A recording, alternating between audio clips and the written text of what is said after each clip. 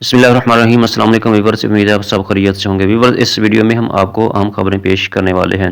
دوسری اہم گزارش یہ ہے کہ سوشل میڈیا فائر ایکٹیو ہے، ممکن ہو تو چینل کو سبسکرائب، ویڈیو کو لائک، شیئر اور کمنٹ ضرور کریں، شکریہ۔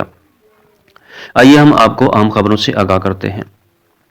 جو لوگ کہتے ہیں پی ٹی آئی کی کال نہیں، عمران خان نے کال دی، وہ کان کھول کر سن لے، عمران خان ہی پی ٹی آئی ہے اور P T I Imran Khan سازشیں کامیاب نہیں ہوں گی، فیصل چودھری۔ اسٹیبلشمنٹ یا کسی باہر کے ملک کے کہنے پر ڈیل نہیں کروں گا، بنی گالہ میں ہاؤس اریسٹ نہیں ہوں گا بلکہ مقدمات کا سامنا کروں گا، 2.5 سال سے مقدمات بھگت رہا ہوں، ڈیل کی ضرورت اب نہیں، عمران خان۔ مجھے ڈیل کی کیا ضرورت ہے جب میں کیسز لڑ رہا ہوں، ہر کیس لڑوں گا، بنی گالہ ہاؤس اریسٹ میں نہیں جاؤں گا۔ 26 نومبر کو لال مسجد آپریشن کی طرح لاشیں دفنائی گئیں، عمران خان۔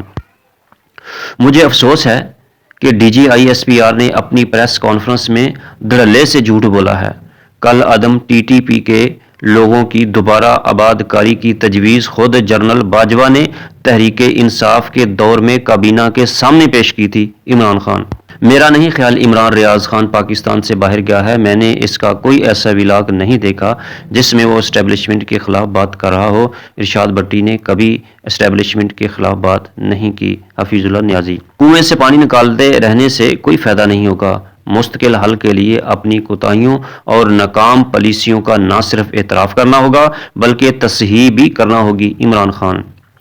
آپ ملک کی سرحدوں کی فکر کریں، عمران خان۔ ہمارے امریکہ کے ساتھ اچھے تعلقات ہیں، لیکن اس کا مطلب یہ نہیں کہ وہ ہماری اندرونی سیاست میں مداخلت کریں۔ وہاں کیا ہوتا ہے ہم نے کبھی بات نہیں کی، وہاں بھی سیاسی روایات کچھ اچھی نہیں ہیں، خواجہ آصف۔ ملٹری کورٹس کو سزا سنانے کی اجازت دے کر آئینی بینچ نے آئین کا مذاق بنایا، یہ بینچ قاضی فائز عیسیٰ پارٹ 2 ہے، عمران خان۔ اگر آباد کاری سے ہی دہشت گردی میں اضافہ ہوا ہے تو مغربی بارڈر کے پار بمباری کیوں کی جا رہی ہے؟ بلوچستان میں دہشت گردی میں مسلسل اضافے کی وجہ سے حالات قابو سے باہر ہیں، اس کا ذمہ دار کون ہے؟ عمران خان۔ سال 2024 کا آغاز 13 جنوری کے منحوس فیصلے سے ہوا تھا اور ایک منحوس منصف کی سوچ سے ہوا تھا۔ بلہ چھیننے کا فیصلہ ایسا تھا جس نے پاکستان کے الیکشن کو تباہ و برباد کر دیا اور جس کا خمیازہ ہم آج بھی بھگت رہے ہیں، اور عدلیہ جہاں کھڑی ہے اس کی بھی وجہ 13 جنوری کا فیصلہ ہے، مطیع اللہ جان۔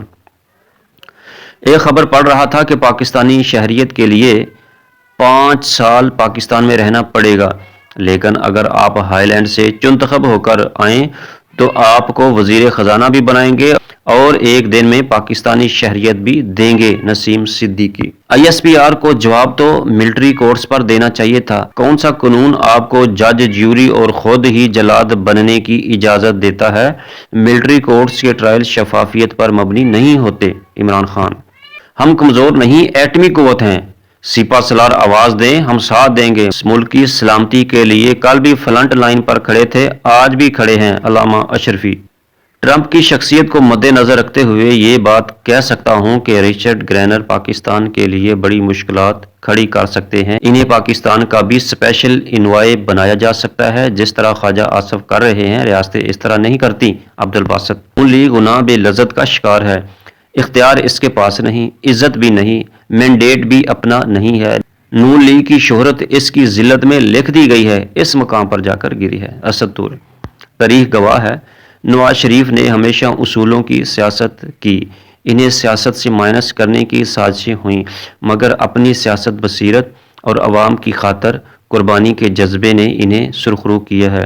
شہباز شریف صاحب اپنی بھی تھوڑی سی فضیلت بیان کریں، آپ بھی 2 دفعہ وزیر اعظم بن چکے ہیں، اپنی بھی کوئی خوبیاں بیان کریں، نواز شریف کی خوبیاں بیان کر کے ووٹ بینک اب دوبارہ اکٹھا کرنا بند کر دیں۔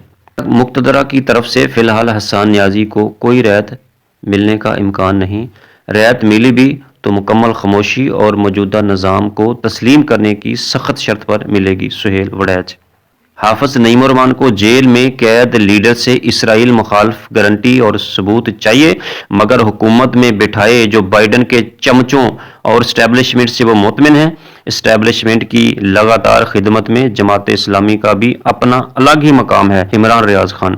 ویورز، اس ویڈیو کے حوالے سے کامنٹس باکس میں اپنی رائے کا اظہار ضرور دیں، شکریہ۔ پاکستان زندہ باد۔